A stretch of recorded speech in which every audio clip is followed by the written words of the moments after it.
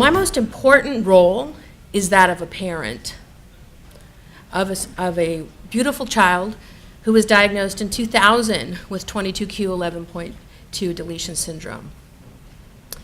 I had started my career, actually, I had a special education credential, but when San Juan hired me, they put me in a regular ed position, and that's where I stayed. But upon the birth of my daughter, I was able to put my training as a special educator into practice. Technology was the way that I was able to provide scaffolds for my daughter. And I approached everything as technology came in the fold about in 2000 through this lens of instruction. I didn't approach it from, because I wasn't tech savvy, I didn't approach it from here's this new cool gadget. I approached it from my daughter needs multiple repetitions of a concept, maybe 25 to 30. And I, as a human being, am struggling to get her to engage for 25 to 30 repetitions. But I found that with technology, I could allow her to engage at a deeper level for whatever reason, which we were still trying to figure out. I also spent some time as a instructional technologist and work with Calais and Emily on some other research projects. And you'll see as we come along, what we really are, these practitioners in the field. We're parents, we're teachers, and our passion is about having people look at instructional strategies, not necessarily just the technology. But we wanted to start from a lens of action research. So with any good research project, you start with this question, right? Your essential question. So here's where we started. We got together and we noticed, as probably all of you have in this room, that there was something about touch technology, whether it's iPads, whether it's different types of tools. There was something about the touch technology that was engaging for students. But we also were curious about the ability through app selection to differentiate instruction for students. Could we, through our app selection, differentiate content for students? So one of our first questions was, how does pilot technology, and by the way, this happens to be iPads, but it's any pilot technology, how does it allow us to differentiate for all learners? How does it support the needs for individual students? And most importantly, how does it provide opportunities for students to demonstrate their learning through content production? Could students show that they understand a concept with a piece of technology through those supports that maybe they couldn't have before? So those were our kind of essential questions as we began this, looking at this. But because we're all teachers, we also set up learning targets for today's session, and here's the things we hope you'll be able to do. We hope you'll kind of understand how you can use an iPad as an assistive learning device. We hope we'll give you some insights. We're going to give you a lot of resources that we used, and we hope we'll help you to see that. We also hope that you'll be able to identify the effective attributes of an iPad pilot. There are some things that were intentional that we put into play to make sure that this pilot was successful, and we hope we'll be able to call those out for you as we move through. A little bit about San Juan. We have about 70 schools. We have about 40,000 students. We're kind of in the northeast area of Sacramento County, fairly large district. Our special education programs, we serve about 4,700 students from infancy through age 22. We have a variety of specialized services, and we'll talk more about what those services are a little more in depth as we continue on. And as Gina kind of already called out, what was unique about this project was its ability to allow collaboration with special ed, regular ed, and tech services. Prior to that, people kind of worked in silos, did their work separately. And also you'll see within this project that you'll hear the voice of general ed, special ed, teachers, and staff and administrators. And this next is just a short video clip that we've prepared that Calais and Emily worked so hard on talking about our project.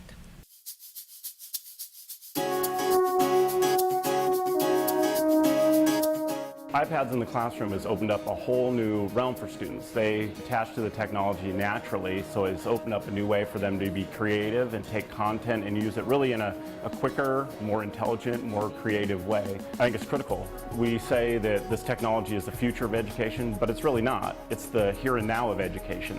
And if you don't have it here, now, your kids are truly falling behind as far as 21st century skills in the classroom. iPads are definitely a phenomenal tool.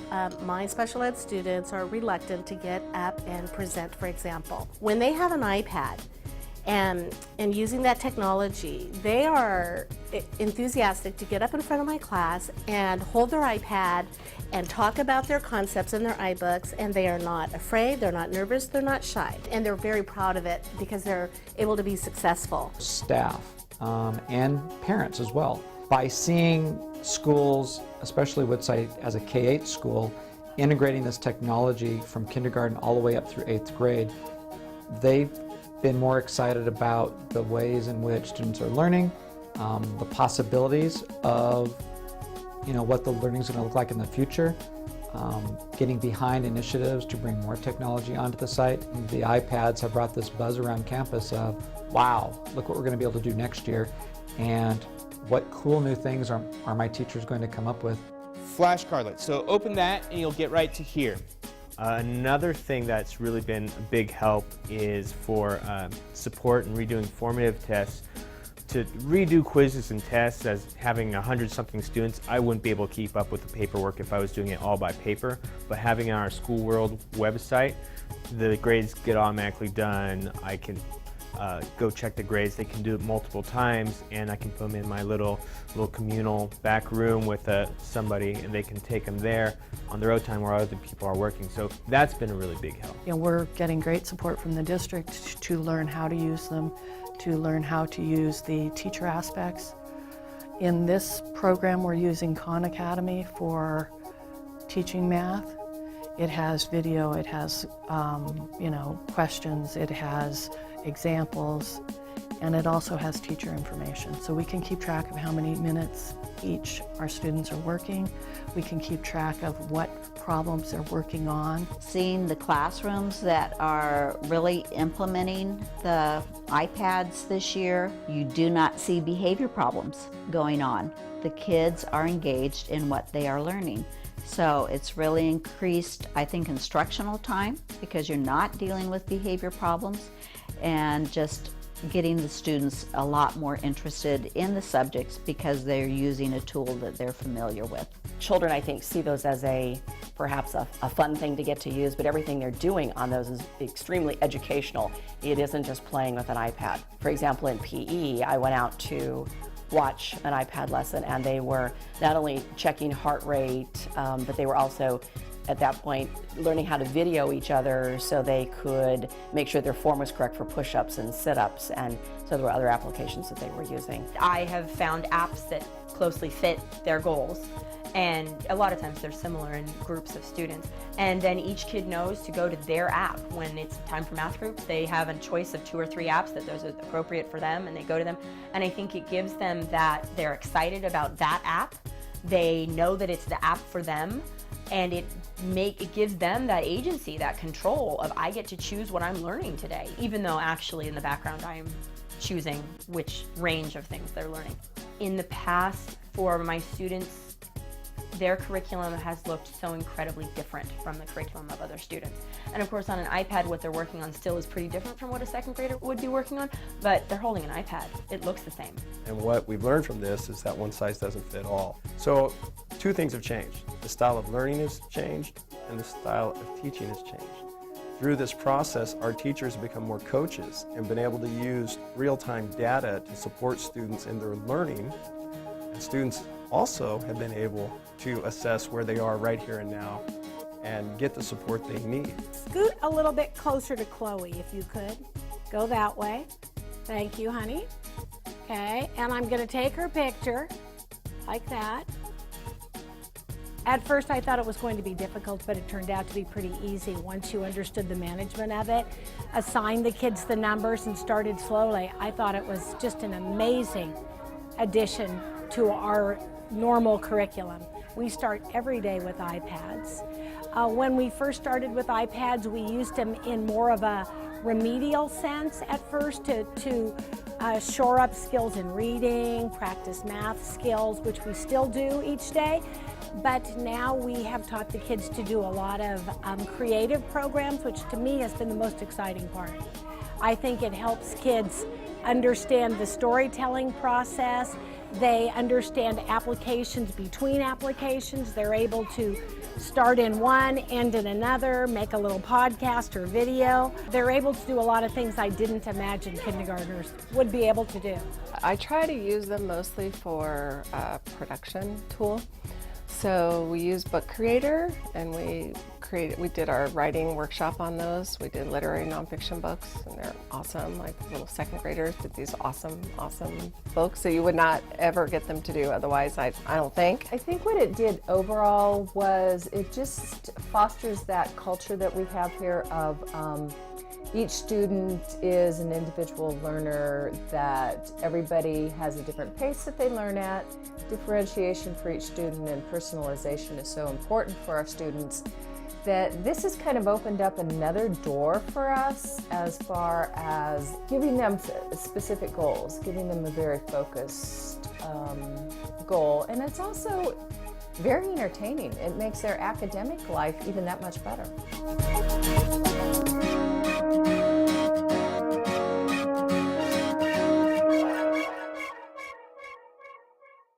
My role this year, myself and another gentleman, Joe Wood, were instructional technologists, and our job was to support the variety of technology that currently exists in San Juan. iPads are just one type of technology in San Juan, but as you saw in the video, we have interactive whiteboards, about 900 of them, and a variety of other kinds of technology. All of our teachers have some type of computer, either a laptop or a desktop, to use in their instruction. So we have a variety of things that we're using in our district, and my job was to support that and the instruction in that.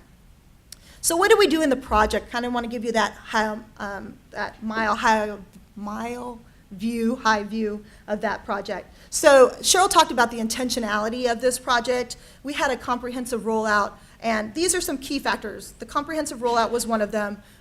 Instructional and technical support. You know, if the technology doesn't work, it doesn't matter how much technology you have in the schools. If it doesn't work, and teachers are frustrated using it, they're not going to use it. And the other part was how to use it effectively in instruction. And then another final key component was professional development, that our teachers had the opportunity to learn with and from each other. They had time for collaboration and time to work with each other. So our project was a small-scale iPad pilot project. If you Google iPad pilot projects, you see that many of them are one-to-one. So they're rolling it out in a grade level or a couple grade levels, and it's one-to-one. This one was not. It was with 6 schools, and each of the schools had a class set of iPads and one for the teacher.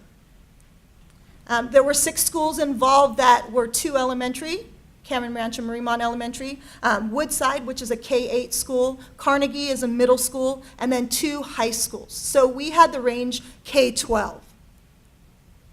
And as we talked about, the iPads and the different technology were purchased using funds from Technology Services and also special education. And both of the directors that oversee those programs had an interest in how can we differentiate learning and how can technology play that role. So we started the this past school year, with 1,200 iPads. Those kind of just came about organically at school sites. Administrators had them, teachers had them. School sites were spending limited funds buying iPads. But by the end of the end of this school year, we have about 4,500, and that number is growing. Ironically, though, only 210 of those are part of our iPad pilot. So a very small portion of the iPads that currently exist in San Juan have to do anything with the pilot project. But it wasn't just iPads that we were piloting. We have a strategic plan in our district that we oversee and kind of guides our work of what we want students to know and be able to do. And as part of that, we formed a tech hardware standards committee that was looking at what's the standard, technology is changing every day. So what's the standard technology we would want teachers to have and for it to be in the classroom and also students to have access to. And so some of the other pilot technology It included the iPads. It included a Brentford cart, which is a syncing cart to manage those 35 iPads. In addition to that, we had a 70-inch LED TV that you saw in the video. We used a type of technology called E-beam to be able to make it interactive. So teachers were trying that out, and a computer that was dedicated to that iPad cart. So that's some of the technology. These are some of the special ed programs that were part of the school sites. So we have full inclusion at the 2 elementary school sites. At our high school, we have the only deaf and hard of hearing program in our district. And then some of the schools had resource and learning labs, as well as special day classes, which included an ASD class, autism spectrum disorder, and then an ILS class, independent living skills. So a variety of students were being served through this iPad pilot project. So we didn't just go in and say, here you go, here's iPads, because simply putting iPads in the classroom is not going to make the difference. What we did was we had a proposal that the school sites had to submit. They had a team of teachers that were part of that, between 4 and 8, and every school had a teacher that was part of special ed, as well as general ed and other supports. Other support teachers and their administrator, and they all had an instructional focus. So each school was different depending on what their instructional focus was. There was, as I said, quite a bit of professional learning that was part of this. Our teachers spent over 50 hours in professional learning. We brought in Apple for 2 days of learning how to use iPads as an instructional tool. They had a monthly collaboration, so they had a lot of dedication. They had to put in a lot of their own time. Cheryl talked a little bit about our multimedia user group. It's a Saturday they give up, and we had a breakout session for them there, as well as myself and my colleague provided on-site collaboration and time and coaching at the school site. And there was a variety of uses with iPads. We had from whole group, small group, pairs, individuals, and managing a set of 35 iPads, just so you know, one is easy. One is you get to choose what apps you want, and if I have an iPhone, I could put that same app on my iPhone. That doesn't exist in education. In education, you have to buy one app for every iPad that you have. So if I want iMovie on all 35 iPads, I have to buy that, or the school site does. Apple's provided a way to do that at a discount, a 50% discount, but they have to buy 20 or more. So managing that and knowing how to do that was just, besides using it in instruction, was hard. And then, of course, our students used it. The student use was for a variety of reasons, from assistive technology to practicing skills. Interesting enough, many of our pilot teachers were thinking, oh, iPads, we'll use it as a research tool. I can see it for writing, maybe some skill building, but I'm not sure what else can come out of that. And really what they saw was that students can really produce and show what they know. That a test isn't everything, that they can come up and show that they understand the content, they have a chance to review and preview content, and that's what that technology can do for them. If you didn't know, there's a lot of accessibility features on an iPad that I didn't know when we started, and so it's built right into the iPad, and our schools found those very useful to support all learners. VoiceOver, you can use it in an app, or if you're browsing the web, and it allows speech of the text.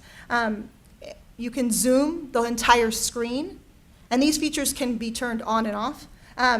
There's large text. You can increase the font on it and turn the background to black and with white writing. And if you triple click on your home button for the iPad, it can toggle those features on and off. So trying to figure out how we could make it accessible to all students, there were things that were already built into the iPad that allowed us to be able to do that. So our school, Cameron Ranch, is a full inclusion site, which means we have children with developmental disabilities in general ed all day long. We also have resource students and students who are English language learners, and we also have an ILS program on campus. So we have 2 classes. I teach K2, and my partner teacher, Danielle, teaches 3-5 of students with developmental disabilities, and these are special day classes. And what our school wanted to do was to find out a way we could not only develop effective oral and written communication skills, but how we could do that across all of the needs of all of our learners. So how we could collaborate as staff and also as students to do that in a 21st century learning way. What we decided to do was to pair one ILS class and one general ed class for a 6-week science unit, and then do the same thing with the other ILS class. We have had iPads in our schools and since January of 2011. They started actually in our ILS classes where we are using them as communication devices and also as instructional tools. This year, we did not have any students who were using them as communication devices. We just happened through the classes that the kids that we had to have verbal communicators this year, but last year that was not the case. Students were using the iPads on their IEP goals, a very focused work, but also on then the work that we were doing in our collaboration between general ed and ILS. We chose a couple of target students to kind of think about when we're looking at how we use the iPads. Student A was a 4th grade student. He has an intellectual disability. His IEP goal that was set for him last spring was to learn 50 sight words and to independently create a 4 to 5 word sentence. This was his first year in our ILS program. We did also this year, in addition to the iPads, have new technology or new curriculum, and it was a really rich, wonderful reading curriculum. So with those two things together, he mastered his goal. He's reading an additional 52 sight words, and he met his first 2 objectives in writing his sample sentences. So we saw some really amazing growth. Student B is a student in my class. She was a 1st grader with Down syndrome, intellectual disability, and a mild hearing loss. She's also an English language learner. Her IEP goals included identifying 15 sight words from a field of 4, 15 letter sounds, and writing 9 uppercase letters. I wrote those goals in November. By June, she could identify 14 sight words and 26 letter sounds and write 9 letters with some verbal prompts. So with this new curriculum and with this technology, the students are learning at a faster rate than we even thought possible, which is just fantastic. When we sat down, we decided to collaborate with science units. We thought that would be a fun way to get the kids engaged and interested, and also to then work on that oral and written communication in an interesting way. Our units were on magnetism and then the butterfly life cycle, and we did take pre and post test data. One thing we discovered as we started collaborating was that the general ed idea of data and the special ed idea of data are a little bit different, and we had initially some challenges figuring out how we were going to measure what was the success of our project. When we were sitting down and planning our units, we were trying to think of what apps we could use, and we definitely used the AT&T code scanner. We created QR codes and had kids scan the QR code, and that would take them to the website that we wanted them to go see, and the kids would then find a YouTube video or a worksheet or something like that that they could learn off of. We also used the camera for kids to record what they were doing in small groups. We used some productivity apps, the Story Kit and the Poplet Lite, to create some really wonderful things. This was especially used in the magnet unit, which was a 4th grade unit. They created some really awesome things with how magnets work. They did experiments. If you would go into that class while they were working on it, the kids would be paired in groups of 2 or 3. It was a mix of special ed, general ed. You didn't actually know which kid was which unless you knew the kid. And they were working together to create really wonderful presentations that they then shared with the whole class. We had, initially when we sat down to plan this, we thought, well, isn't this going to be great? We're going to collaborate special ed, general ed. The kids will have this really fun opportunity, and we'll learn about what they learn with the iPads and also how they learn together. I don't think we really planned out how socially that would be working. We had an idea on how we would do that. We were going to, they all knew each other because they go to school together anyway, but how we were going to do that together. I think in retrospect, that was the richest part of the program, the 2 classes working together in a very interesting way. I was telling Calais that one of the first things I did when I walked into the general ed class with my class was I used sign language in my class, and I taught the general ed kids some of the basic signs they'd probably be seeing me use so that they knew what they were. Well, some of them immediately turned around and started signing to my students, and my students were looking at them like, okay, you're telling me to sit, and I am sitting, so what are you doing? It was very interesting. We kind of had to explain that you don't just sign randomly at people. It's not going to work. But they did get excited in that they could communicate with each other better. My class, because we had iPads already for a year at the time when we started, my kids were very conversant with the iPads. They already knew how to use the iPads. And as a school, we had already come up with common agreements in how we would use the iPads. Every kid knew the Apple Up symbol, which was when we say Apple Up, you turn your iPad over, so the apple is on the bottom is facing up, and that means you're done working and you're listening to the teacher. We also had other agreements about how you would be respectful of the iPad, how you would only use the app that the teacher encouraged you to use. My students are very aware that if I tell them to use an app and I catch them playing Angry Birds, the iPad is gone. It's always Angry Birds, I don't know why. We did have some technical difficulties with getting everything to work, which kind of slowed us down a little bit. I think, though, the really successful part of it was our collaboration between general ed and special ed. Our school has always been a very collaborative school, but being collaborative in a more focused way was very interesting for all of us. From the perspective of a classroom teacher using an iPad, I think that iPads are incredibly motivational. Every kid comes in and wants to use it, from my highest functioning kid to my lowest functioning kid. I had a student this year who was deaf, nonverbal, just came from China. He mostly wanted to use the iPad just to push the home button over and over again, but as the year went on, we kept introducing it to him, and he was starting to use some apps by the end of the year. They really are a very universal tool, and as I said in the little video, I think they're a great tool for creating an equality of learning. They're all sitting and using iPads, and they look like students together, whether they're using the same app or not. And I think it's a great way to get them doing their individual work while working collaboratively as well. One of the best successes, this is one of my students at home over vacation. She is watching the Chipmunks movie on 3 different iPads at once. It's at 3 different points in the movie as well. Her family called her an iPad snob. They bought an iPad 1 for her when she first joined my class. They then later bought a few iPad 2s for the family. She will only use the iPad 2s.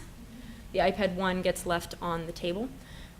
One thing we did not anticipate when we started using iPads in the classroom was how many families would really take our enthusiasm and take it home. We work at a Title I school, and not a lot of families have a lot of money for an iPad, but now of the 32 students we have in our ILS program, 9 of them have iPads at home that their parents have bought for them.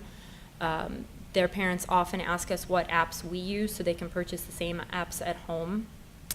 It's been really exciting to see everyone just sort of start to use it.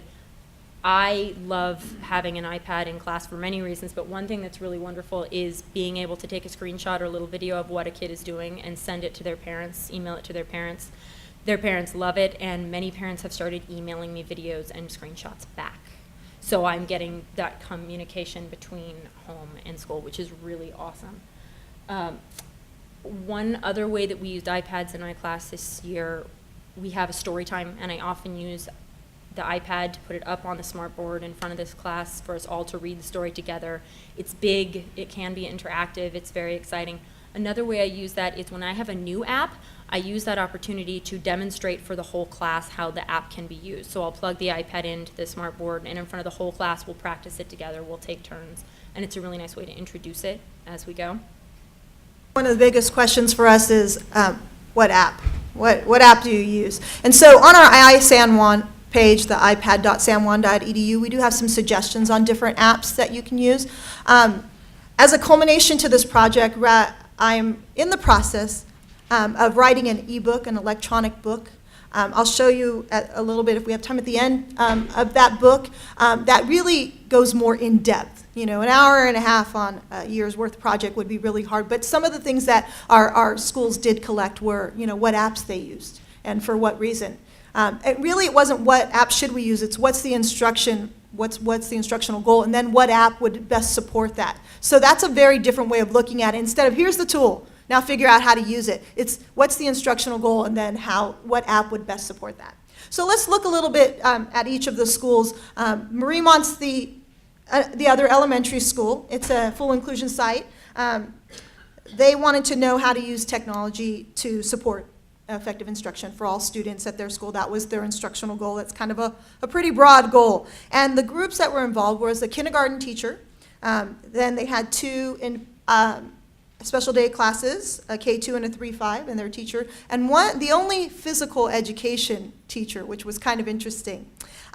With the class set of iPads, it's hard to share those. So each school decided how they wanted to share it. Some school sites split up the iPads 10, 10, 10, or something like that, and used it on an ongoing basis and kept it in there throughout the whole pilot. And some schools did what Emily's school did, was to use the iPads for a certain period of time, because it's really hard to share it. I get it for 2 hours, and you get it for 2 hours, and you never really get good at using anything. So they really decided, let's use it for a certain period of time, and let's collaborate around that. And then once I've used it, let me move to another class and help them with the use of it. The interesting thing about this kindergarten class, our youngest learners are coming in already pretty tech savvy. And at the beginning of the year, this kindergarten class opened up the laptops that they had. The school happens to have a class set of laptops, so they were using them. And about a third of them became really frustrated as soon as they opened those laptops. And this was prior to having the iPads. And they opened it up, and this is what they did. Teacher, mine is broken. And they are familiar with touch technology. So they were frustrated that was a broken technology and it just didn't work. And really what it was an obsolete technology for the students that were that handful of students that were part of that class. So they were thrilled to be able to use the iPads in their class. Some across the board in K-12, here and this school also, here's some things that they found that were highlights.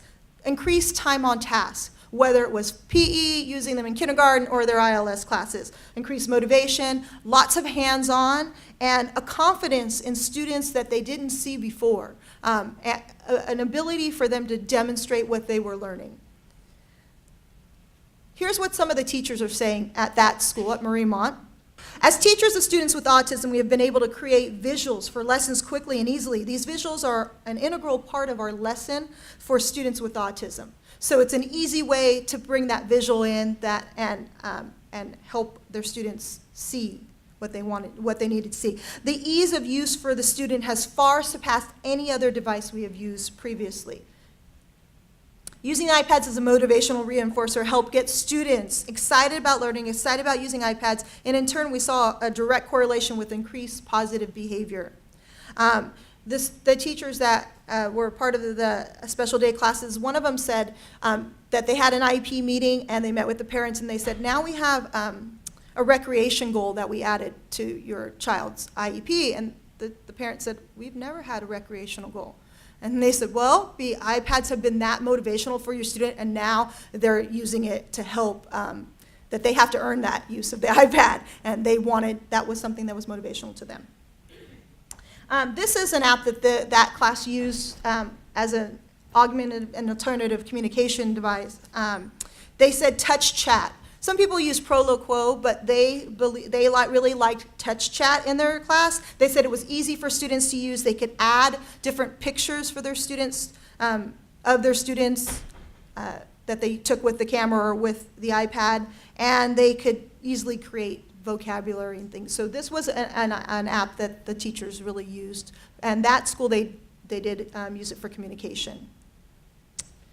So that was Mariemont, just a brief overview. By the way, for Mariemont in the elementary, the PE teacher used the camera tool a lot because there's not wireless, and if you want to go on the internet, you need the wireless, so there's not wireless out on the PE playground area. So instead what they did was, they were doing different exercises and they were making sure their form was correct, and the teacher said, oh, we could just easily film them. And when they filmed themselves, then they self-evaluated and they were peer evaluating each other and saying, okay, I really did not do a great job on that push-up. I obviously need to work on that. So some simple tools like the camera just really added to the use of iPads for PE. Woodside is a K-8 school. Interesting enough, Woodside piloted iPads, but they also piloted another technology called Google Chromebooks. Google Chromebooks is a laptop that's a web browser, and it doesn't have any hardware or software that you download. It's just web browsing. And the teacher that was using that was using it in 7th and 8th grade class for writing. And the ease of use of the Google Chromebook, they could easily get online. And they were able to write right away and use it very easily. And the iPads, it was a little harder to get started. The managing of it, finding what apps, those kinds of things was just a little bit harder. And the teachers that were part of the iPad pilot said, I don't want the iPads. I really think I want Google Chromebooks because it's so easy to use, and I'm frustrated with using iPads. And when you talk about a pilot means that you're really testing it out. And that we really tried to put that in the minds of our teachers, that you are there's no answer, there's no magic person saying this is how you use it. It's you on the ground floor using it and then finding out what works and what doesn't. So they have since changed their mind, and they now find that the iPad has been invaluable and they would not trade them. They were looking at it and how to use it for student writing specifically and to support balanced literacy. There were a variety of classrooms, a 2-3 combo class, 5th grade, using it with English language learners, and also to support something called Read 180, which is an intervention for reading. Some highlights: they could differentiate instruction very easily with the iPads. It definitely increased writing and engagement. The students created in a 5th grade class, for example, they have to do a state report, which is not very exciting. And so the teacher used an app to help for kids to create their own ebook. And because they had shared iPads, they had to create it together and collaborate. It really fostered a sense of collaboration at the school and also in that 5th grade class. They were pen pals with a basketball team in Alaska because the teacher's daughter plays basketball for the University of Alaska. And so they had a real reason to write. And so they created the ebook based on the state that their basketball player, their pen pal, was from.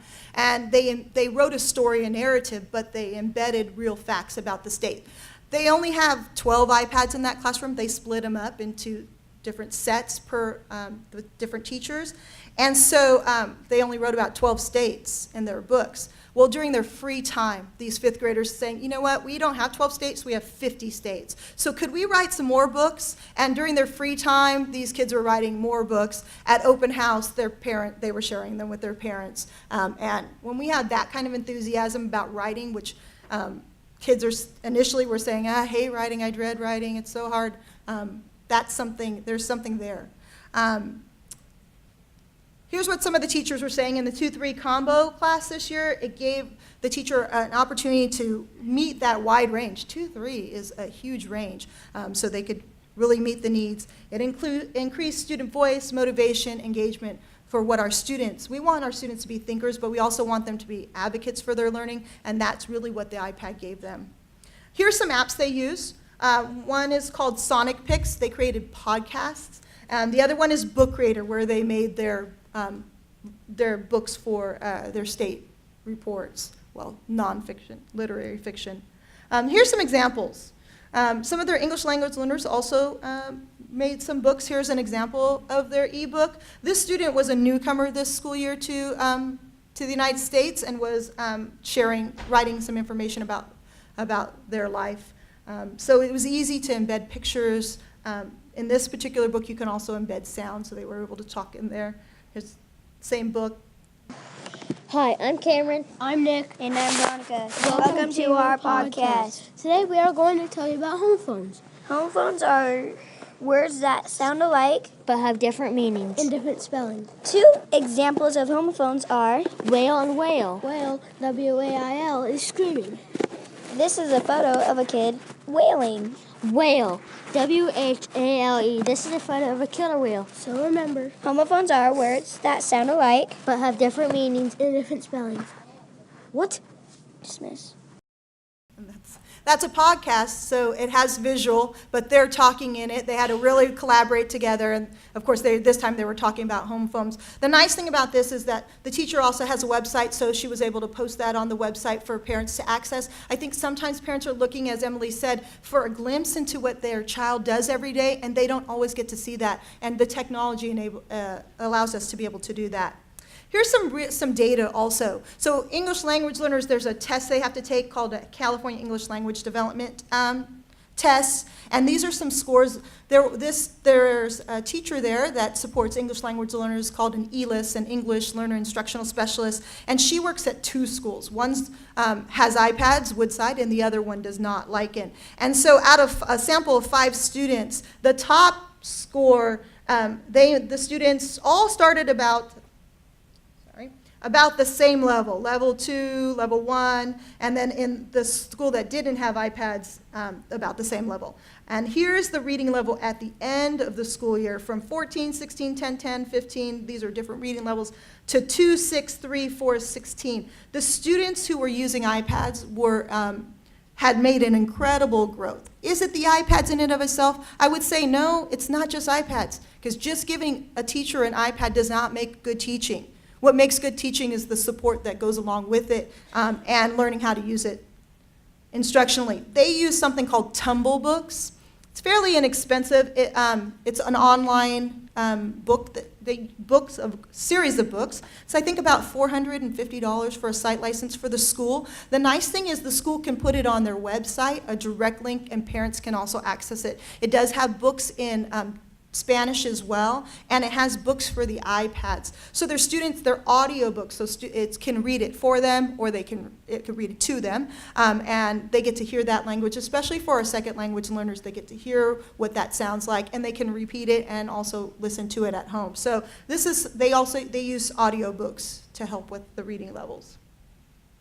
And they also use the accessibility feature, the voiceover, so speaking the text for the students, so that when they were surfing the web or they're using an app, it would speak for them. It does kind of use that robotic kind of voice, but it does talk for them. And for the 5th grade students, here's an example of what one of the 5th grade students said about writing and using it with iPads this year. They said, I just got hooked on writing more because of the iPad, because of how cool and awesome it made writing more inspiring to me.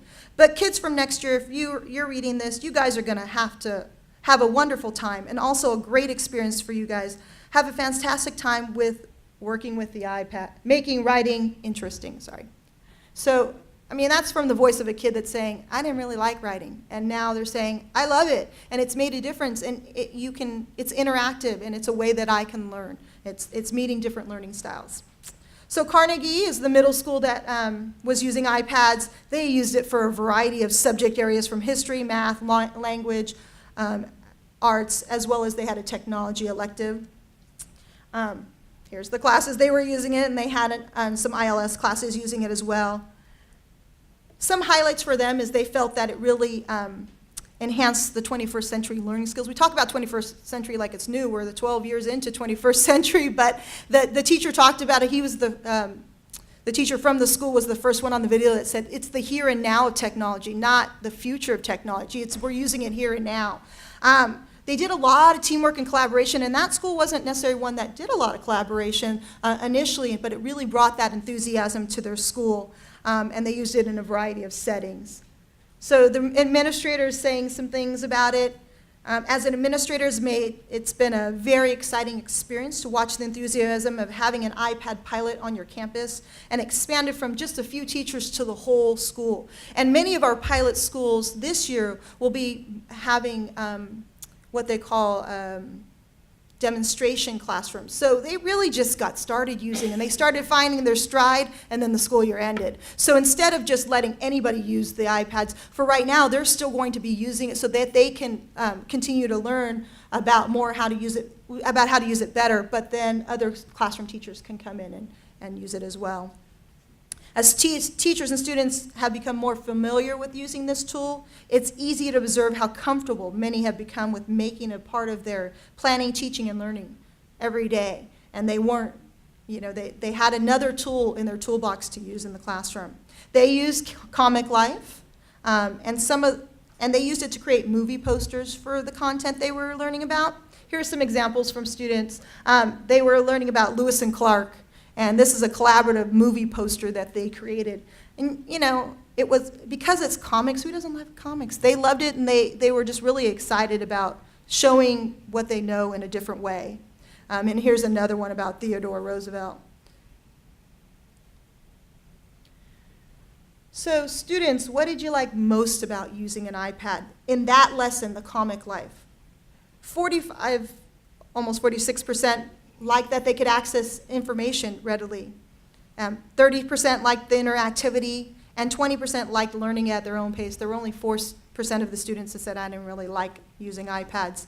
But a good portion of them, they get to choose why they like and what they like about the iPads and to demonstrate their learning.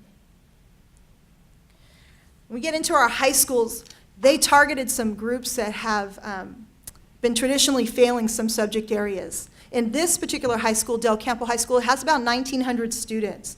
And in some high schools, we don't necessarily mainstream. Our students are pulled for different subject areas. In this particular case, they mainstreamed for science. They were trying to close that achievement gap for students who have traditionally failed science.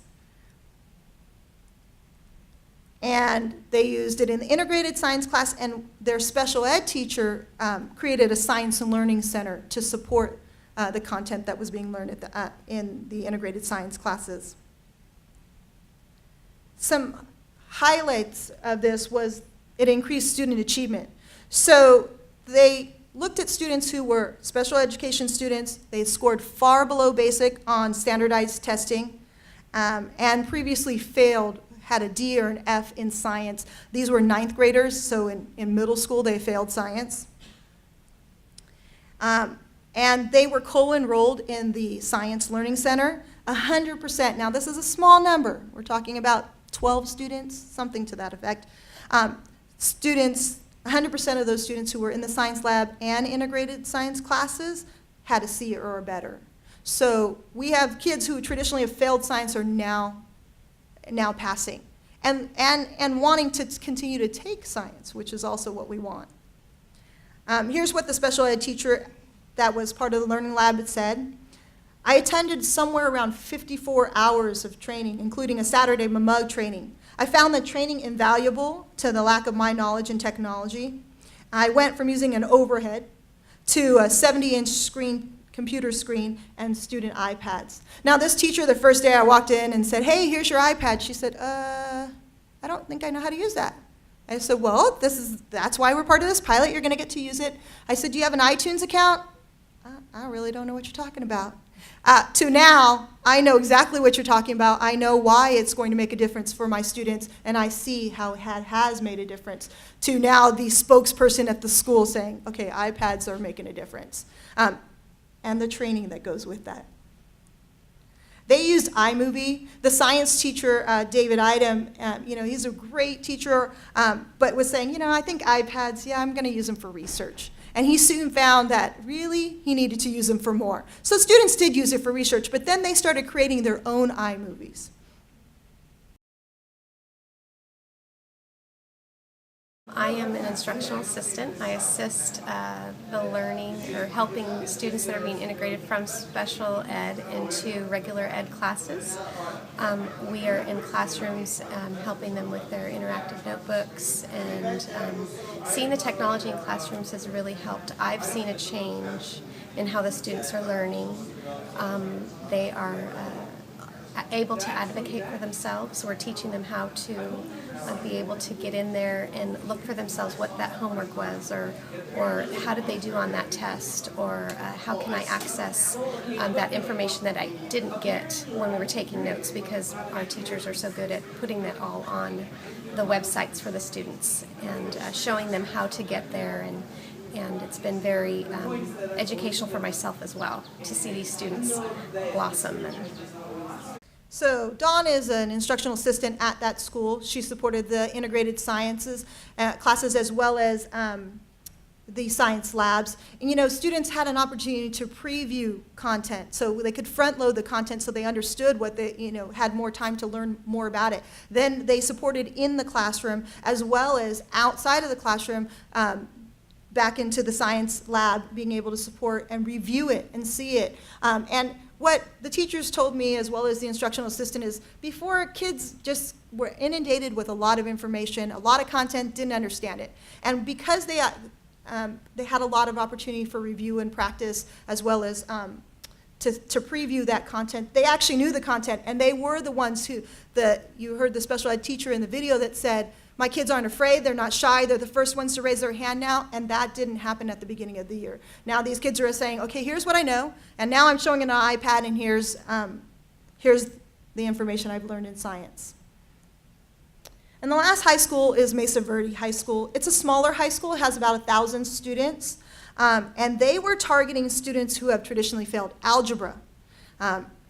In high school, you have to pass Algebra 1, and if you don't pass it, you take it again and again, and you take it until you pass it, which leads to kids hating math.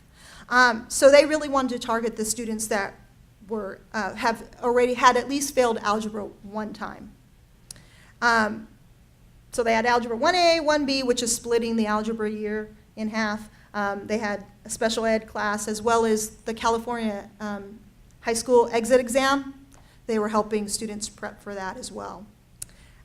They saw increased time on task. Teachers became facilitators. Traditionally at that school, they were the teacher that was up in the front presenting, here's the information, and hope that you get it.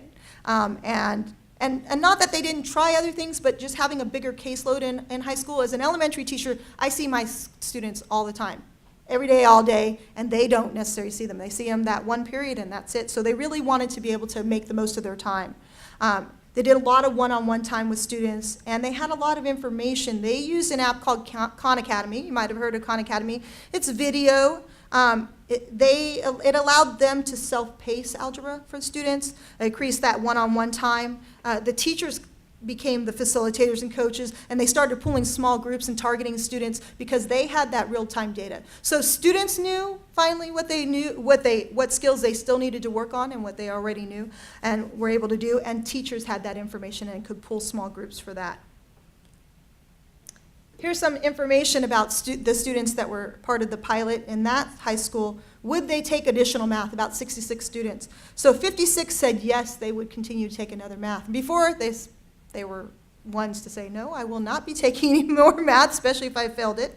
And 46 of those students felt very positive about iPads, and 55 students felt that their GPA increased. Now, they were looking at D and F rates also, and there were still students who were failing.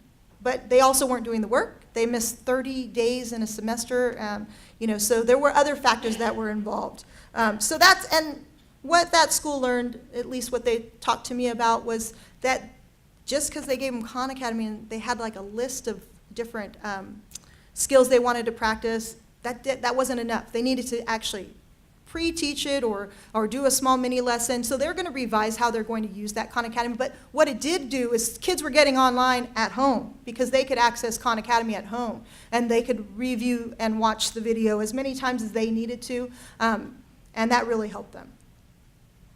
So here's what we learned from the pilot, that this iPad is a multifunctional tool, and it's a great resource for teachers and students. You can use it as a textbook, for audiobooks, you can use it as a calculator, to research, and at a smaller, much less cost than putting all those different tools together, and it's in one area, one tool. In addition to that, it is critical to have ongoing training and support. You cannot just put iPads in the classroom and expect that it's going to change the way in which your teachers are teaching and the way your students are learning. That they have to have support, and it has to be ongoing support.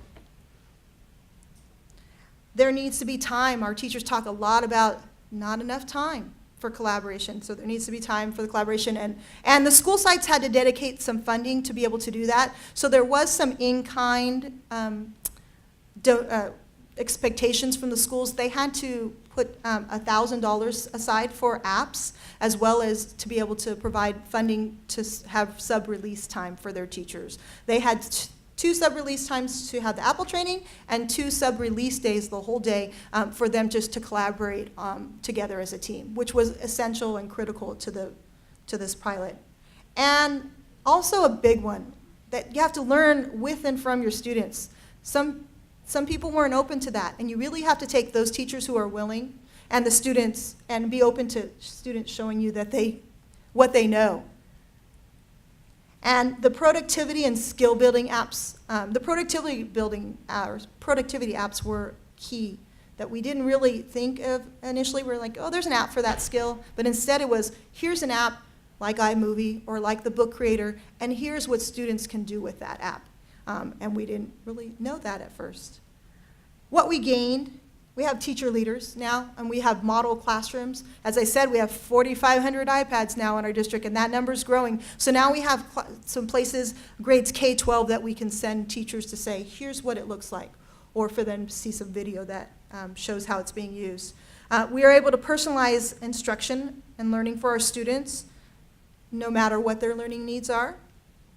Increase time on task. Who doesn't want that? We want our kids to be doing what we want, to stay on task, and that's harder and harder with a bigger class size. Increase student engagement, and a decrease of behavior problems across the grades, K-12, where iPads were being used. And here's some next steps for our school district. Going to continue to have model classrooms at those pilot schools. The pilot teachers will then be our mentors and provide training, kind of a train the trainer model for other school sites and their own school site, and have ongoing professional development that will continue in our district, even though we have some limited funding, using it as well as we can to provide that support. And that process, the logistical part, can be a headache, especially when we're looking at a class set of iPads, not one-to-one. I mean, the ideal would it be everybody has their own iPad. And teachers, initially the teachers started with the iPads, the class set. They used one. Each of the pilot teachers got to use one, and then they had to put it back on the cart, or that was their decision. Some of them decided, oh, I'm going to keep one to use in instruction, but some had to put it back on the cart, and you would think we're like taking away their best friend. They had grown so accustomed to that. I would say that was one of the biggest things we needed to do, was give the teachers the technology for a small period of time before they even used it in their classroom, for them to use on a personal level. Okay, put the app, put your email on there, learn how to use it, learn how to manipulate it, see that it's really not that hard. And some schools were, and administrators were saying, no, I'm not going to do that. And I said, yes, you need to do that. If you want them to use it and want them to use it effectively, you need to allow them to actually play with that technology. That's what our students are doing. That's how they're learning with iPads. Some resources that we talked about is our website. Again, it's ipad.sanjuan.edu. It does have some video from those classrooms as well, from the iPad pilot. And the multimedia user group, really what that is, as Cheryl said, educators come we have between 100 and 120 teachers that come every time we have it on a Saturday. Right now with funding, we have 3 Saturdays a month, each school year. It's all teacher-led, so teachers are running this from grades K-12. They're the facilitators, and it's focused on an instructional strategy and then how we use technology with it. So those are some resources there. Hopefully you had an understanding of how iPads can be used as assistive technology, as well as some attributes of if you were going to have an iPad pilot, what those key factors are. The UC Davis Mind Institute was created in 1998 with a promise to find cures for neurodevelopmental disorders. Every day, our physicians and researchers come closer to fulfilling that promise. Their groundbreaking research on autism, Fragile X syndrome, chromosome 22q11.2 deletion syndrome, ADHD, and other brain disorders are helping children achieve their fullest potential. Please visit our website to find out more about current studies, upcoming events, and how you can help make a difference.